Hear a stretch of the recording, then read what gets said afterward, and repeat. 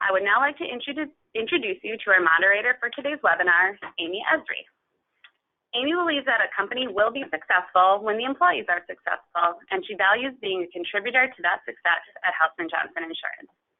She uses over 20 years of human resources experience to oversee the agency's internal HR management while also serving as an HR consultant for clients. Amy recognizes that running a business is complicated enough without having to understand employment law, so she does the legwork by continually researching and determining how the law applies to specific situations. She enjoys simplifying a complex employment issue to ensure that a client is considering all options and is aware of all ramifications. Amy is a certified HR professional through the two largest HR certifying bodies, SHRM and HRCI, and she has an MBA degree from the University of Missouri-Columbia. In her free time, she loves gardening and sinking her hands into a bag of fresh potting soil. During the winter, she hibernates with books, craft projects, jigsaw puzzles, or board games with her family. Welcome, Amy. Thank you, Rachel. So we're going to try this again. I apologize again for our little audio. So thank you for joining us. We are here to talk about performance reviews. And let's start by being honest. Nobody likes them. Universally, performance appraisals are hated by employees, managers, and even HR. Many companies have started exploring and rolling out alternative approaches, but making this transition can be very intimidating. What will you do instead? What steps do you take to make that transition? How do you roll it out? So we're going to spend a few minutes looking back at the evolution of performance management, and we'll explore an old concept that's come around again, management by objectives. We'll talk about coaching, and we'll talk about how to approach changing your program and rolling it out. We'll talk briefly about compensation and how it's related to performance management. So the next time someone says, we should stop doing performance reviews, you'll have an idea on what to do next. So let's look at how far we've come. I've compiled a timeline of sorts built from reading many articles on the history of performance management. Hang on. There we go. This is just a quick walkthrough based on what I was able to find. So where did performance management begin? Based on my research, it began as a formal study back in the late 1800s. Frederick Winslow Taylor was a mechanical engineer and a machinist who began studying productivity before people even knew the word. He referred to human productivity as scientific management. He focused on work methods, productivity, standards, and training. He had a performance appraisal process that focused on worker productivity. Walter D. Scott of Australia introduced the concept of rating staff during World War I, which would have been 1914 to 1918. His ideas were influenced by Taylor. The Scott system was not widely recognized until the 1930s. His appraisal was more personality-based than productivity-based. In the 1950s, as Scott's appraisals were gaining in popularity, Peter Drucker introduced the concept of management by objectives. The idea here was that having a say in goal setting increases worker commitment and participation. We'll talk about management by objectives a little bit more in a few minutes. In the 1960s, the government started implementing employee service records to track employee performance. So interestingly, the document was not actually shared with the employees. The Salary Reform Act of 1962 implemented pay for performance increases for employees, and this was the first instance of management tying compensation to performance. In the private sector, companies started focusing more on assessing performance rather than personality, and also focusing on goal setting and doing more with self-appraisals. As we moved towards the 80s, companies started using ratings more in an effort to be more objective. In the 80s and 90s, if you're of a certain age, you might remember Jack Welch of General Electric. He was a management icon at the time, and he believed in rating and ranking employees based on performance. 360 feedback also started gaining in popularity. As the 90s moved towards 2000, companies and employees really started disliking the rigidity of forced ranking. It was sometimes referred to as rank and yank because the people that were lowest ended up losing their jobs. And people started recognizing the time commitment and financial cost of 360 feedback systems. Now, these practices are still used in various forms by many companies, but a lot of people have started looking for a new approach. In the early 2000s, people started talking about ending performance reviews. In 2008, Professor Samuel Colbert wrote a book called Get Rid of the Performance Review, and there have been many books and articles in this theme since. Technology has also changed, allowing a more integrated system, better goal monitoring, and better alignment with company objectives. In the last several years, there's been a lot of talk about engagement, employee relationships, coaching, and performance management as an ongoing concern rather than a one-time event. So let's go back to management by objectives a moment. Management by objectives was a concept formalized by Peter Drucker in his 1954 book, A Practice of Management. He created a system built upon the idea of defining specific organizational goals, and from there working with employees to set individual goals that support the organization. Employees are involved in goal setting and choosing their own course of action. Employees who have more control over their own goals and how they do their jobs are more likely to hold themselves accountable and feel greater job satisfaction and commitment. Need to tie back to the organizational goals. Employees need to understand how what they're working on affects business outcomes. Are they directly impacting the customer or maybe their department? Can employees see how their projects impact the company's strategic goals?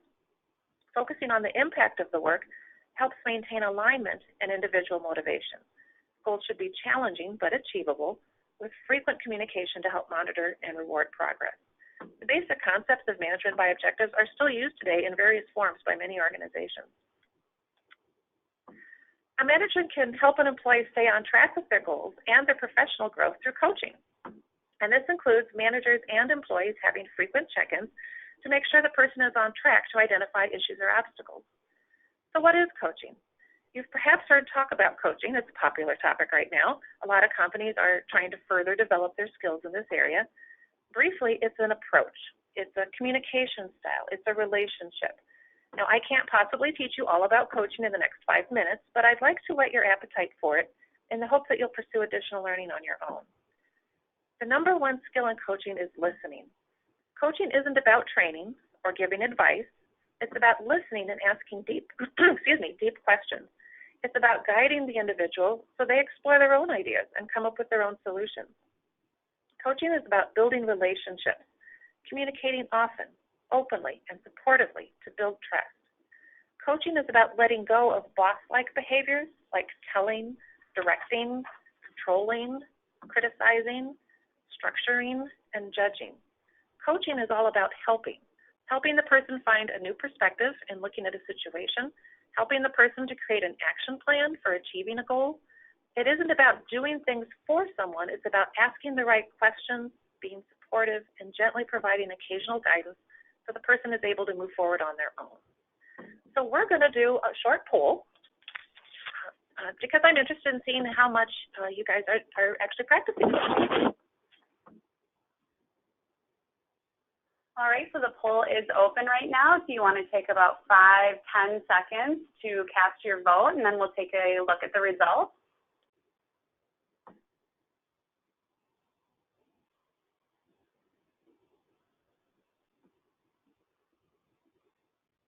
Looks like both are still coming in. We'll give you a few more seconds to get your vote in.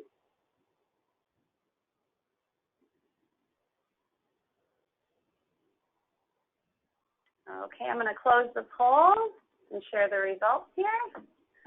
So this is very interesting. It looks like a lot of people are trying to get better. That's wonderful news. I'm glad to hear that. None of us are going to get to the point where we're experts. You can be certified as a professional coach. Maybe those people could call themselves experts. But for the rest of us, it's an ongoing learning process. So I'm really glad to see so many people are really interested in learning more about it. We're not going to go any further here, but there are books, webinars, videos. There are a lot of things out there that talk about coaching. So I hope that you continue to develop your skills in this area.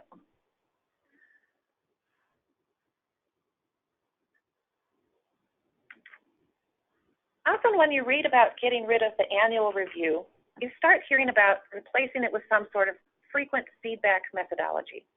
Employees today don't want to wait a year to get feedback. They want it monthly, weekly, even daily.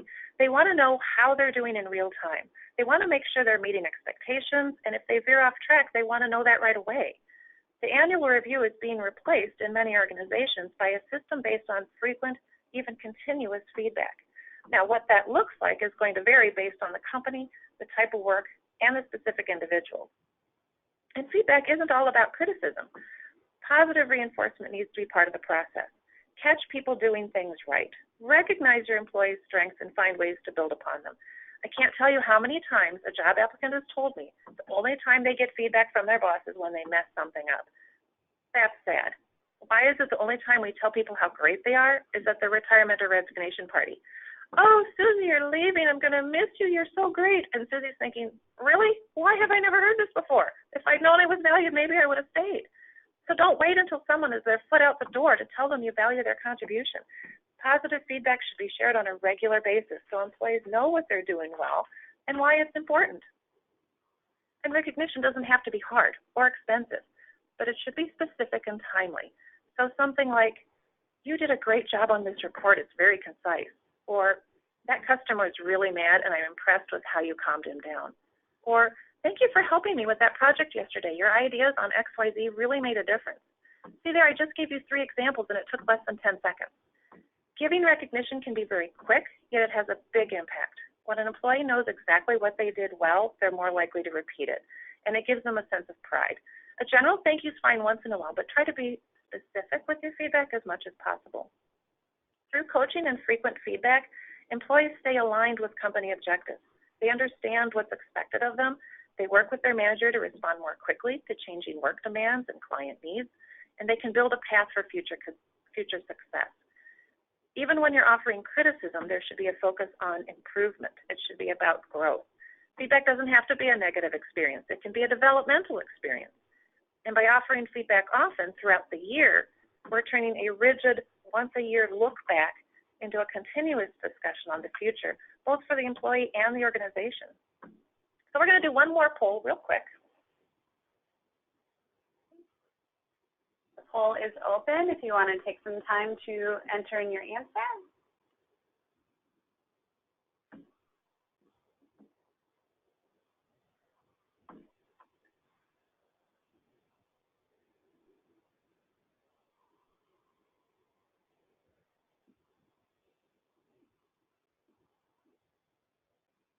All right, we still have answers coming in. We'll give you a few more seconds here.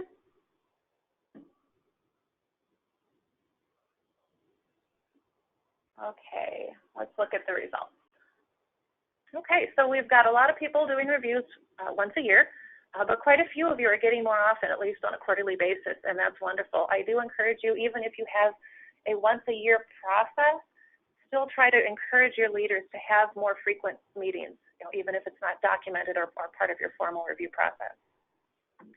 While we're talking about feedback, I also want to take a moment to talk about 360 feedback. I know a number of organizations that have tried it in some capacity. Personally, I'm not a big fan. I think there are situations when it's a useful tool, but often it ends up being detrimental to the organization and the individual that it's supposed to be helping. The idea behind a 360 review is that you collect information from many sources, so your assessment of the person should be broader and more in-depth. This can be especially helpful in situations where the manager can't directly observe or evaluate the employee's performance on a regular basis. So, for example, a manager might feel someone's doing very well based on certain deliverables, not knowing that the person is abrasive with their coworkers or customers. In theory, 360s seem like a great way to get a well-rounded picture of a person's behavior and performance. It can help someone develop greater self-awareness. They can gain a better understanding of how other people perceive them. In the right environment, when delivered the right way, this information can help an individual with personal and professional growth. I've seen this work very well with a particular individual who was open to hearing the feedback and had a professional coach to help him assimilate the information and use it for growth. 360 feedback might be perceived as more fair because it isn't based on just one person's view. The feedback might be collected from peers, other managers, even customers. It's easy to disregard the feedback of one person, but when you get similar feedback from several people, hopefully the individual will find that more credible and worth considering. The 360 feedback has its drawbacks. The feedback can be perceived as negative, and if trust is an issue in your culture, a 360 program will likely be met with suspicion. It can lead to resentment. Getting your employee buy-in on the process can be a challenge for some organizations. If it's not done well, a 360 process can increase distrust in an organization and can be damaging to working relationships. For many individuals, the feedback can be very difficult to hear. So for example, you might have high performers who get fixated on one or two negative comments, ignoring the larger context, and it can end up being demoralizing for a lot of people. It might not be accurate. Peers that you're friends with are going to say nicer things about you. Someone that you don't get along with as well is going to say negative things, and your manager may not realize that this feedback is biased. Likewise, people doing the reviews may not know the individual very well, so the feedback isn't especially helpful. I don't suggest using 360 feedback in promotion or compensation decisions because that could lead to backbiting or the perception of it, or it could lead to employees falsely praising each other in an I'll scratch your back if you scratch mine arrangement. Anonymity may be compromised. In a smaller company especially, it may be easy to identify who said what, which can lead to conflicts. Employees may be hesitant to be honest when providing feedback because they think the process isn't really confidential. Coaching is often missed. Ideally, the 360 feedback results should be delivered by someone who is able to coach the individual on how to hear and process the feedback. A coach can help the person to use the information for growth and not get defensive or dismissive. But often companies don't offer coaching like this. They just hand over the results with little guidance on how to use it. 360s can also be time-consuming. If you're doing multiple 360s, you could have one person asked to give feedback on several individuals, and that's going to take a lot of their time. It also takes time to compile all of the results into one report. So if you're thinking of using a 360 feedback system, please do some research on it and think very carefully about how you would implement it. This isn't something that you can just start doing on a whim and you'll just wing it. It needs careful thought, preparation, training, and implementation. And it isn't the right tool for many organizations. So if you've determined that you want to change your process, there are a number of ways to approach making a change. I'm going to tell you how we approach this at HGI, and I'll walk you through our steps. We'll talk about the importance of getting executive buy-in. We'll talk about how to get feedback to support your new system. We'll talk about work groups and who's going to help build the system and what they need to be considering. Finally, we'll touch on the importance of testing and how to roll it out. First, you need top-level support. You will be involving employees and managers in this process. You'll be focusing on the company vision, strategic objectives, culture. Top-level support is going to be key. This is a company initiative, not an HR program of the day. So if you've identified it's time for a change, how do you approach management to get this support? You don't know yet exactly what the new system will look like, but there are some things you do know. What isn't working? Or what are the pain points in your current system? What have you been hearing from managers and employees? Ask around a bit. Just start collecting some informal feedback. What are your initial thoughts on what the system should provide the organization? Make the case for building a system that supports company direction, company culture, business growth, rather than a standalone system that's largely seen as an HR program. What business or organizational problems could your new system help resolve? Identify leaders in your company that support your thoughts on changing the system. They can help champion your ideas and get project approval. Identify who your critics will be. Who's going to tell you that overhauling the performance management system isn't necessary? And what are their concerns? When you identify those concerns, then you can address them, both in proposing the project and in building the new system. Once you have that support, you start collecting feedback. Once you have the green light to start the process of overhauling your performance management system, your first step is to get feedback. Talk to your leaders and your employees. And be sure you're reaching all of your various audiences. The women may have different viewpoints than the men, for example. You're going to most likely find generational differences. You may find that some departments have different needs and challenges than others. You want a system that's going to work for everyone, not just one department or the handful of people that you talk to. So in doing your research, first focus on what works with the current system, what doesn't, what are your pain points, what does success look like, what is the result you're trying to achieve, what does a successful and meaningful performance management system look like for your organization. I'm not talking about forms and meetings. You can Google performance review forms and probably find a lot of examples to try, but I'm encouraging you to go deeper. I'm talking about what is the result for the organization and for employees if you had a great performance management process. Maybe it's career growth for employees. Maybe it's a pipeline of promotable talent. Maybe it's improved communication. Maybe it's improved morale and engagement. Maybe it's about accountability and employees taking ownership of the job. If you had a great performance management program, what would the impact be on the organization and on your staff? This is the goal that you need to keep top of mind as you're looking for a new process. So it doesn't start with a form. It starts with a discussion.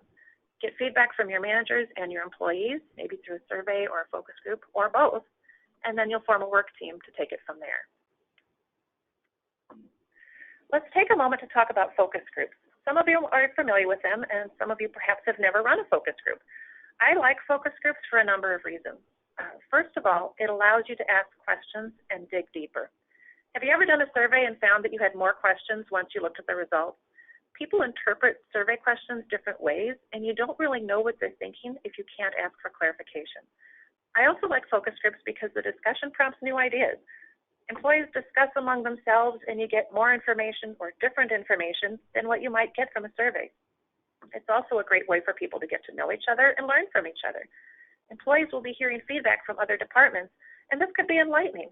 They may not realize until they sit in on a focus group that other departments have very different experiences and viewpoints than they do. So here's a few tips. First, you want to keep it fairly small. 5 to 10 or so is good. Once you're getting past 13 or 14 people, it gets harder to get feedback from everyone, and it's harder to keep the conversation on track. You might want to open it up to people to volunteer to participate in the focus group. As you're looking at who's signing up, you may then want to also personally invite a few other people. Who has the pulse of the organization? Who tends to know what everyone else is talking about? Is every department represented? Do you have newer employees? Do you have more tenured employees signing up for the group? Now, you don't necessarily want to invite your naysayers, your chronic complainers, but you do want people that you know will offer constructive criticism. You may find that your happy people are volunteering to participate in the focus group, and that's great, but then you may find you're not getting into some of the real deeper issues, so make sure that the right people are attending. When you're trying to convince someone to participate, I find that if I say something like, Sally, you've been with us a long time, you've been through a lot of different processes with us, I'd really like to get your feedback. Do you have time to join our group next week? And people will often say yes. If they're open to sharing their thoughts, but they don't want to be in the group, meet one-on-one and go through your questions to get their insights. People typically like being asked and having the chance to share their opinions. When you do an employee focus group, don't have any managers attending. You want people to speak freely. And I don't tell one group what the other group said. So sometimes I'll have managers ask, oh, what did the employees say in their group? And I just tell them, I'm interested in your ideas right now. And I don't tell them what the other group said. You'll want to have your questions and topics ready to guide the conversation. Maybe have an outline or a topic list up on a screen or on a handout so everyone can stay on track and know what questions are coming up. So what kinds of questions will you ask? I would start by asking what they feel is the purpose of performance management. Ask your employees to think like a business owner. What is the ultimate goal of performance management? Then start breaking it down to the specifics. What do they like about the current process or form? What do they not like? Ask for ideas on what could be done differently. Ask about training that they've received and if they know if their managers had been trained. Ask what they've seen in prior companies and what they thought of it, good or bad. Ask how or how often they prefer to get feedback. And be ready to probe for more information. Ask, tell me more about that, or, oh, how so? You want to be sure you understand what they're saying. You certainly don't want to go back to your desk, look at your notes, and say, oh, what did he mean by that? And check your response. Your role is to listen. Even if you get feedback that impacts you or involves a project that you were involved in, don't judge, don't get defensive, don't correct or criticize. Just nod and say thank you for that feedback and write it all down. Thank your participants for taking the time to talk to you and for being honest with their feedback. Encourage them to come to you privately if they have other thoughts they want to share outside the group. And you may have some people that do that. They don't feel comfortable sharing in front of others. So then after you've got this feedback, your next step is to form a small work group. This is the team that will come up with the actual process. So this will be a bit of a time commitment for those individuals. At HJI, when we went through this process, we pulled a couple of leaders from each office. HJI is in Madison, and Benefit Services Group is our sister company in Pewaukee. And with HI's assistance, we worked through the manager and employee feedback that we had collected, and we reviewed it with a focus on our company why. This is kind of our guiding principle. And that was our starting point and our focus throughout the process. We didn't have any staff participate in the work group because we felt we had good feedback from the staff through the focus groups we had done. We felt that for us it was appropriate for it to be made up of just HR and leadership. And we kept the group small. We had just 6 people on our team, and that was manageable for us. And the individuals brought in a nice variety of insights and experiences to the discussion. So think carefully about who is on your work team. As the work group starts talking, they'll want to focus on the company culture, the company's strategic objectives, the company values. You want to focus on your vision of what a great performance management process will achieve in your organization. As you determine what you want to achieve, the work group needs to consider a number of questions. Do you want to evaluate competencies or focus more on performance and achievements? Will you use rating scales and scores or build in narratives? Will you incorporate goal setting or all of the above? Will you focus on individual performance and growth or team performance or both? Will you build in a self-appraisal component or perhaps a peer feedback process? Do you want an electronic process? Will people do all or part of it on a computer or a mobile device, or will everything be on paper? Will it vary by department? What works for engineering might not work for sales. Will the process you use for new hires be the same as for tenured employees? It may not be feasible to have one process for everyone. HR will need documentation in some format. What that format looks like will depend on your culture and what you feel works best in your organization. How often will managers and employees meet, and what will that meeting look like? Is it focused on feedback about recent events or focused on the future? Will managers be asked to follow a specific format? You may look at various ideas and think, oh, we've never done that, or we can't do that. Just because you haven't doesn't mean you can't or shouldn't. Put everything on the table. Consider all ideas and be open to digging out new ideas. Focus on what we're trying to get at, and is there another way to achieve the same objective? Focus on the end result and be open to new ways to get there. As you're narrowing down a new system, continually ask yourself, how does this process support the company's strategy, the company's vision? If it doesn't, then why are you doing it? Focus on what's really important. And whatever you set up, remember it's not set in stone. You can tweak it next year in small or large ways. As the organization changes, so will this system. You may want to test it. Once you come up with a process and any related documents, consider testing it out on one department or group. The group will need to decide who's in the test and how long it should run for.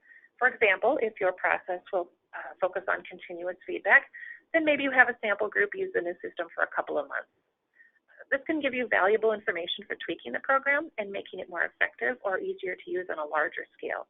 You may find that certain things don't work the way you intended, or you may identify areas where training is needed either for managers or for staff. Employees and managers both need to be trained. I suggest training the managers separately for employees so each group can ask questions freely and focus on it from their perspective. Both groups need to understand how this new process came to be, what the goals are for the program. People need to understand why they're being asked to learn this new system and why they should care. You also want to help with any skills needed, such as giving and receiving feedback, coaching, effective goal setting. Training is particularly important for your managers so they're prepared and comfortable with their role in the new process. They need to be able to answer questions that their employees bring to them and navigate the process. And more importantly, managers need to understand why the new system is needed so they can reinforce and support that to employees who may be slow in warming up to it. And then, of course, the logistics of how it works. Is there a specific form to use? How do you complete it? Are there dates to follow, like monthly meetings perhaps? Are there guidelines to help the managers with the meetings? Does something need to be turned in to HR at some point? Once you've done your training, then you can set your dates and your communication plans for rollout. And rollout's really going to depend on what your new system looks like. The key is frequent and clear communication. Make sure your leaders are trained so they can handle questions. Make sure managers and employees know where to go for resources. How do they find the forms that are needed? Will you have a place for training tips or videos? And set up reminders for any deadlines. Let's talk briefly about compensation as it relates to performance management. In many traditional performance management systems, compensation is based on a score that came off the appraisal form. The score was based on ratings or rankings, and while the ratings and the rankings feel objective, they really aren't. Have you ever heard a manager say, everyone on my team is a 10? Or maybe they say, no one's perfect, no one gets a 10. Ratings and rankings are not as objective as they look on the surface because of rater error and the potential for bias. So if you aren't using a score, then how do you determine pay increases? Well, instead of falling back on a score that's easy but not necessarily objective, determining pay increases involves a little more thought. Look at where people fall in their pay ranges. And yes, you probably should have pay ranges. If someone is at the low end, why is that? Should they be higher up? The low end is usually for people that are newer to the role. The midpoint is going to be for people who are fully functioning in the job, fully handling all of the responsibilities and doing it well. The upper quadrant is typically for people who've been with the company a very long time, or they're your highest performers. If you have a strong, experienced person who is low in the range, that deserves some consideration. How does the team line up? Ask your manager to jot down on a piece of paper a listing of his employees in order of performance, responsibility, contributions, maybe even considering seniority. Now look at their salaries. Your star employees, the ones that have been there the longest, they're really knocking it out of the park, they should be higher on that list. Your weaker or newer employees should perhaps be paid lower than other people on the team. And where everyone else falls should make sense in terms of their performance and contribution. If that isn't the case, why? And what can you do about it? You might also consider market adjustments. In other words, are your people paid competitively compared to other companies in your area, particularly given their role, their contribution, their experience, etc. If you have a performance system that involves frequent meetings or check-ins throughout the year between management staff, managers will have a better idea of individuals' performance, what they've struggled with, and where they've succeeded. You'll have real examples throughout the year to support your pay decisions. You might also look at periodic incentives like a quarterly bonus or a spot bonus as a way to reward performance or goal achievement or certain behaviors throughout the year. Smaller forms of recognition like gift cards could also help employees to feel appreciated and demonstrate what performance and behavior is desired. So consider ways to reward performance throughout the year. I'm not going to tell you exactly what to do for your performance management process. I'm not going to give you a form. Every organization is unique, and the days of a one-size-fits-all appraisal are pretty much over. Instead, I've tried to help you understand how to develop your own process. I encourage you to research what other companies have done. And so here are just a few that you can easily find just by Googling it. You'll find articles that explain what their process was and how they changed it. And maybe these examples will give you some ideas to take to your team. So we're going to take a look at the first two, Adobe and Deloitte.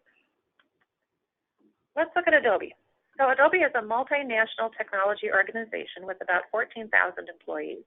In 2012, Adobe was changing their business model and needed a culture shift that moved towards greater agility and quicker and more frequent product development. The annual performance review was too slow and cumbersome, and it just wasn't supportive of future growth. The prior system involved ratings, rankings, peer feedback, and it was time-consuming and often rather negative. So they formed a cross-departmental work team of 10 or so people, and they created a more fluid process that they call check-ins. It's a two-way ongoing dialogue. There are 3 focus areas for the check-ins.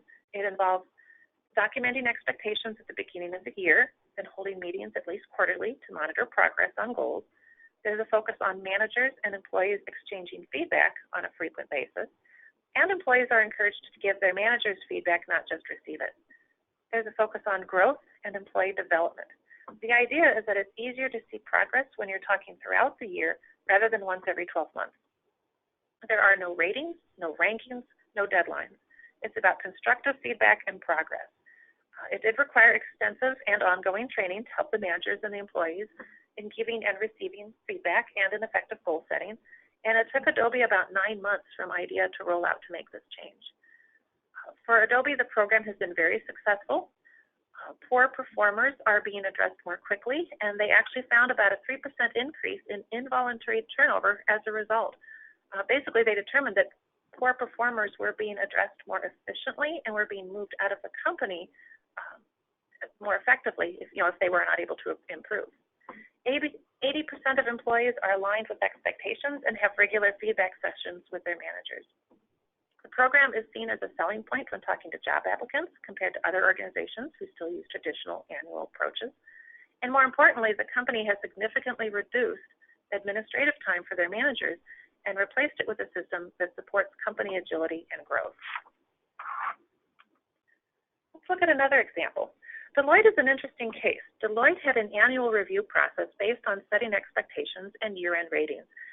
As with Adobe, they realized that the process was very time-consuming, and they recognized their rating system was largely biased. Deloitte revamped their system in 2017.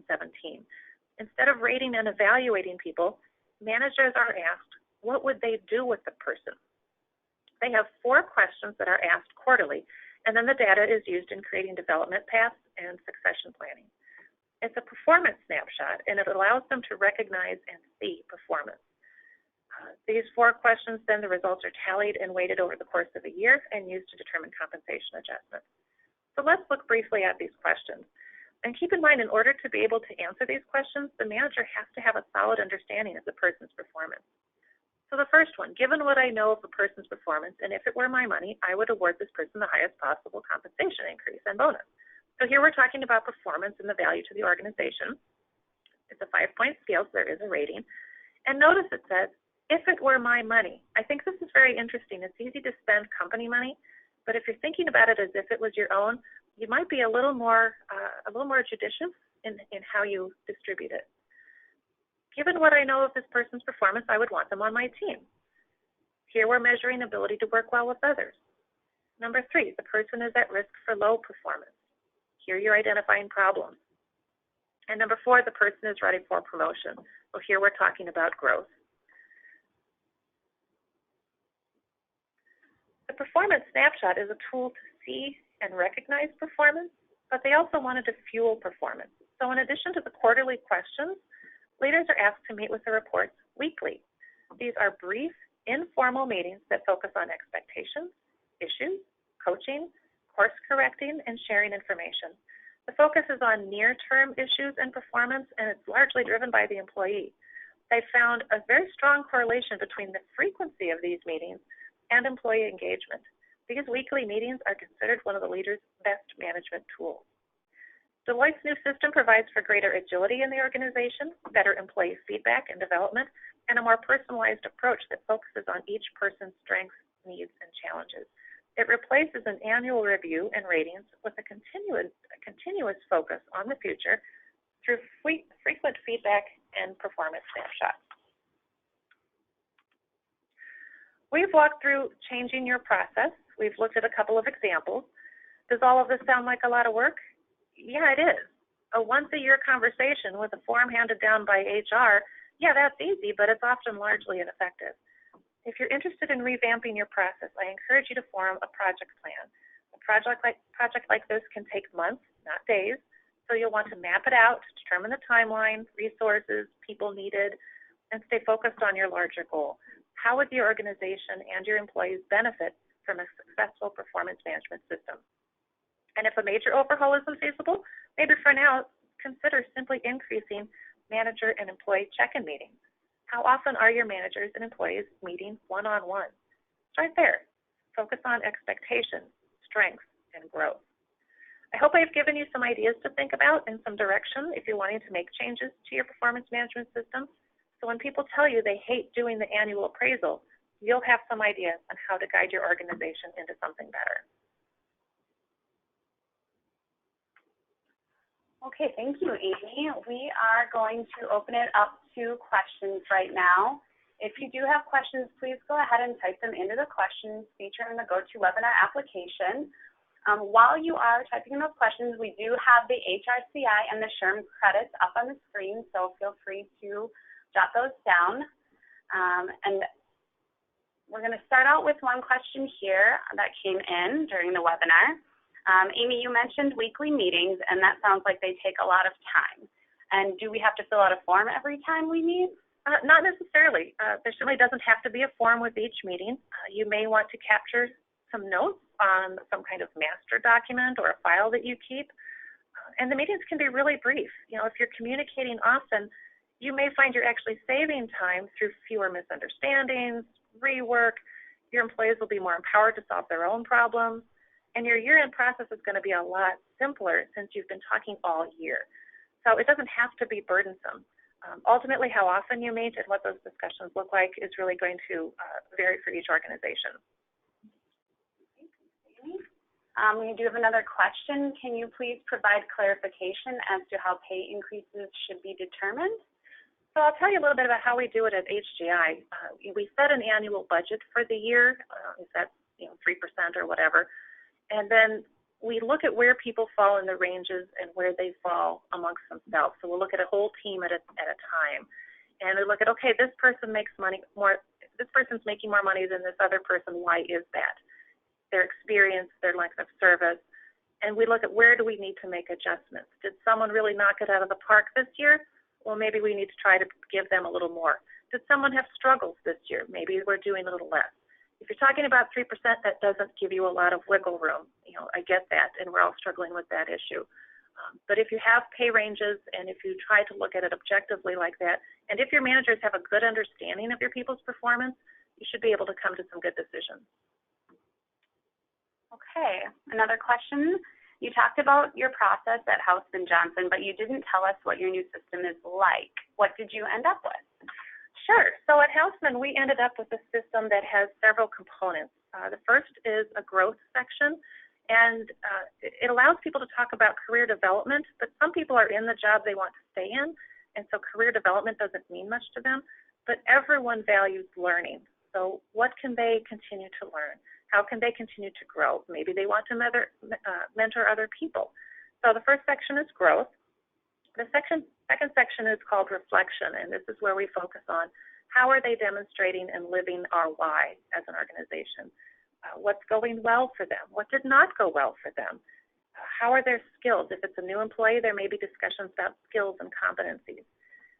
Are there any behavior issues? This would be the place to document any behavior issues, as well as kudos. We can paste in comments from customers or other employees, so it's also a way to capture positive feedback as well. And then we have a section on goal setting, and this is where we ask our employees to set up to 4 goals for the year, and we do assign points for that, and it ties back then to a bonus at the end of the year. And you don't have to do the goals, but as an organization, we felt that that was important. The leaders have an additional section on their form for coaching and how are they demonstrating our why to their staff and to the organization. So that's a snapshot of what our process looks like.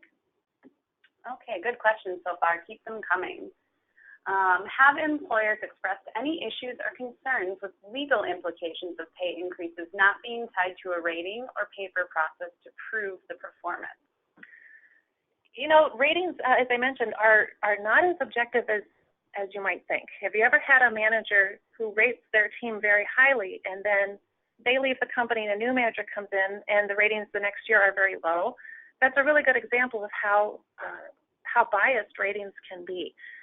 And I think it's a little bit demoralizing to employees then, because then they're competing for a point. When you're able to show we have pay ranges, we've got market data to support that, this is how we line people up. We do have the performance appraisals. We have a system of documentation, so we can go back and say, this person had a great year, this is what they worked on. So we actually are able to document the decisions that we made. We just can't tie it to a point. They got 5 points, therefore they get X number of dollars. Doesn't mean that it isn't a solid system. Okay, and then how often are your leaders meeting with their staff to discuss these 3? I'm guessing we're talking about the sections on the form. We have asked our leaders to meet at least quarterly. Monthly would be better. I know some of our leaders are meeting on a weekly basis, and I think it really depends on the department and the position and what they're doing. If more feedback is necessary because it's a very dynamic area that they're working in, that's great. Other areas, the people are a little more independent, and maybe a quarterly check-in is fine. Ideally, I'd like to see monthly. We're kind of working towards that. Okay, and then there's a question about, do we still have a paper form? We do. We ask people to document how things are going throughout the year. So it's a living document. Employees and leaders can edit it at any time. And then at year end, we have the leader and the employee sign it, and then we scan it into our electronic system so it's captured.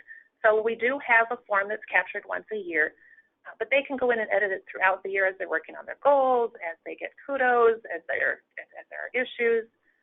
So we do have a master document that we use. Okay, looks Like we are done with questions. If you do have questions after this webinar, please get in touch with Amy. We will have her contact information in the follow-up email, and she'll be happy to answer them at any time. We do want to thank you so much for attending today's webinar and for participating in our questions and our polls. As a reminder, the Performance Management System project timeline is available in the handout feature of the webinar, and we will include it in the follow-up email if you weren't able to grab it. Please remember also to fill out the short survey that will pop up as the webinar concludes, as your feedback is really important to us. We hope you can join us for our next webinar and last one of 2019, which will be held on November 14th, which is titled Understanding Certificates of Insurance. You can sign up for our upcoming webinars and events on the Hausman Johnson website at any time. Thank you so much again, and have a great rest of your day.